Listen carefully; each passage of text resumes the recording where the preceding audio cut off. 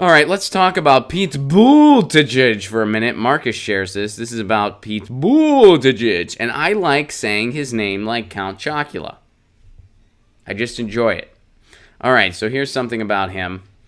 Democrats are increasingly critical of Israel, but not Pete Buttigieg. Buttigieg's staunch support of Israel bucks the Democratic Party's trend. I don't know if that's true on a mass level, but okay. According to the article, that's what's going on. That most of the Democratic Party is being more critical of Israel. Ilhan Omar is, Bernie Sanders is, Tulsi Gabbard is. I don't know. All right, but anyway, Pete Buttigieg may be a rising star in the 2020 Democratic field, except when you actually take polls from actual people. But his strong pro-Israel views may put him at odds with the increasingly pro-Palestinian left flank in his own party.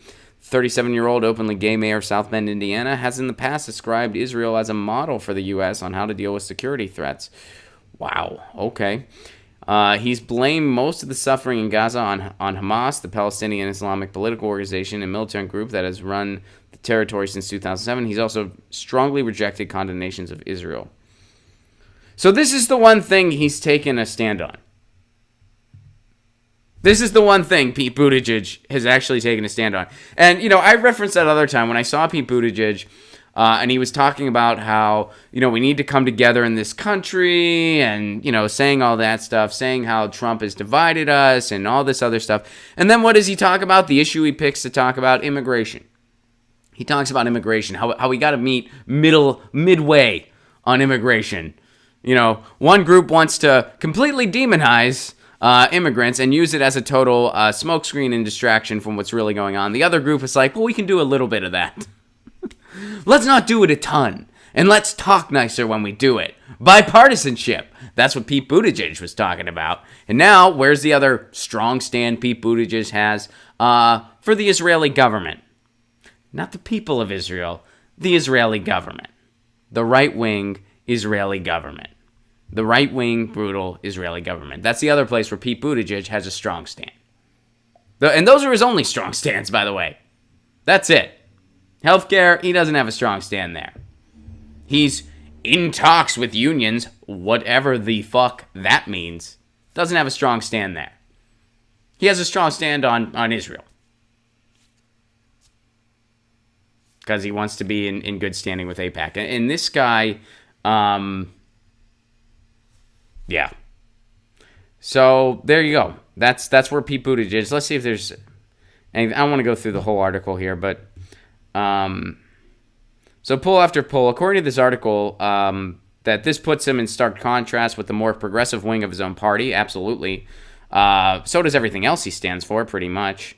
Poll after poll has shown that liberal Democratic primary voters are less sympathetic to Israel than they were in years past. It also shows he disagrees with some first-term representatives, particularly Ilhan Omar and Rashida Tlaib, who I forgot to mention earlier, so I'm glad the article pointed that out. Several of his rivals for the 2020 Democratic nomination, most notably Senator Bernie Sanders, who, unlike him, actually has a following, are also far more critical of Israel than Buttigieg. Sanders has repeatedly condemned Israel for violence at the border with Gaza, where time and time again Israeli forces have killed mostly unarmed protesters, including women and children, pleading for an end to the decade-long Israeli blockade of food, fuel, and medicine.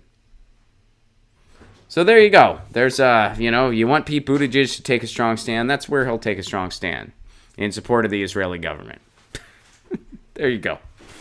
He'll completely look at the issue from one side and one side only and take a very strong stand from an organization that he plans to benefit from financially.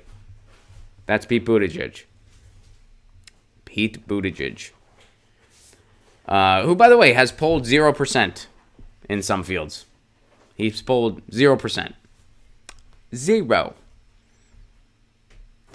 Which is what he has to offer the field, by the way. Zero. Nothing. All right. Get your news on with Ron. Don't you want to know what's going on? We're getting our news on today. Get your news on with Ron. Don't you want to know what's going on? We're getting our news on today. You can tweet me an article at Ron Placone. We'll go through it together and make it our own. get your